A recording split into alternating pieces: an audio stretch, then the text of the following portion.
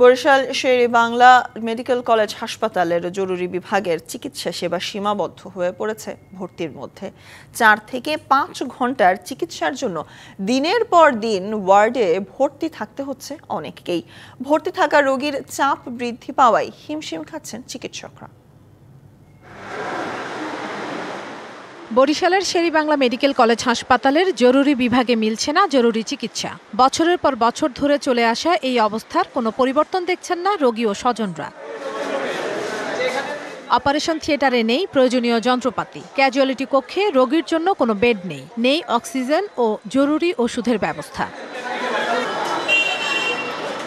15টি পদের বিপরীতে মাত্র 6 জন চিকিৎসক, তাই সেবা দিতে হিমশিম দশা। একইভাবে নার্স থেকে শুরু করে রয়েছে চতুর্থ ও তৃতীয় শ্রেণীর কর্মচারী সংকট। ভর্তির জন্য এখন সিরিয়ালে দাঁড়াইয়েছে। নর্মাল যদি একটা টিউমার এরা যদি করে দিতে তাহলে আমার তো 8-10 দিন হয়তো বাঁচাইতে হইতে না। কোনো একটা এমার্জেন্সি রুগী আসলে যে তাৎক্ষণিক তার একটা চিকিৎসা নিয়ে যে সেবা পাবে এরকম কোনো পরিস্থিতি এখানে আসলে নাই। ওয়ার্ডে ভর্তি নয়, জরুরি বিভাগ থেকে চিকিৎসা সেবা নিয়ে বাড়ি ফিরতে স্বয়ংসম্পূর্ণ জরুরি বিভাগের দাবি জানান রোগীর স্বজনরা।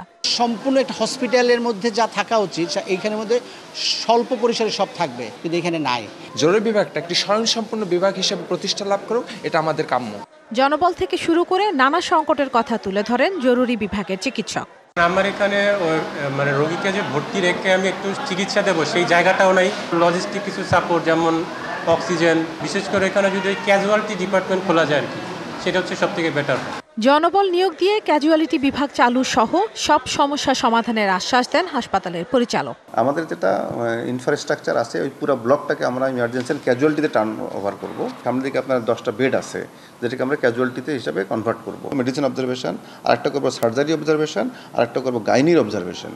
সক্ষমতা না থাকায় প্রতি 24 ঘন্টায় বিভিন্ন ওয়ার্ডে 700 রোগী ভর্তি করতে বাধ্য হচ্ছেন জরুরি বিভাগের চিকিৎসক। ফলে 1000 বেডের হাসপাতালে প্রতিদিন গড়ে 3000 রোগী ভর্তি থাকছে। তাদের ওয়ার্ড পেরিয়ে ফ্লোরে জায়গা করে নিতে হচ্ছে।